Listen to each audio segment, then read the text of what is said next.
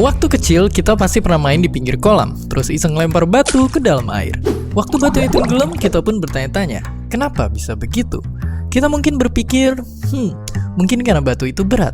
Tapi terus kita lihat kapal yang jauh lebih besar dan jauh lebih berat dan mereka bisa tetap mengapung dan gak tenggelam.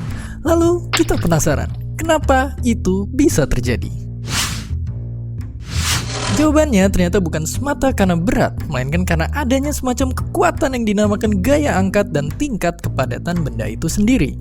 Gaya yang satu ini ditemukan sama orang jenius ini, yang bilang kalau sebuah benda dicelupin ke dalam air, baik sebagian atau seluruhnya, maka ia akan mengalami gaya angkat ke atas yang sama besar dengan berat air yang dipindahkannya itu.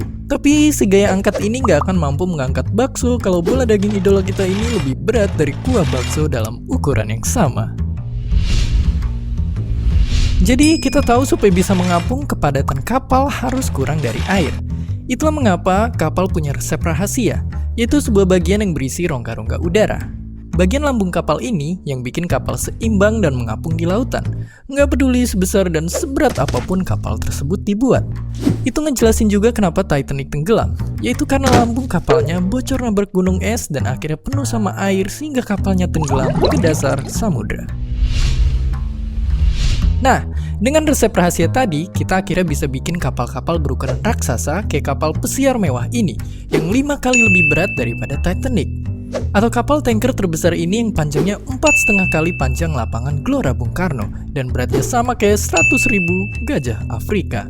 Atau kayak kapal canggih ini yang jadi bandara di tengah samudra buat pesawat-pesawat tempur. Cara yang sama juga diterapin di kapal selam di mana ia punya rongga yang bisa diisi air apabila ia ingin menyelam, dan diisi udara jika hendak mengapung ke permukaan. Jadi kita udah tahu kenapa kapal yang besar banget itu bisa berlayar di samudra luas. Dan mulai sekarang kita pun bisa request ke abang supaya bikin ruang udara di dalam bakso agar mengapung di mangkok biar gampang dimakan. Dan seperti biasa, terima kasih.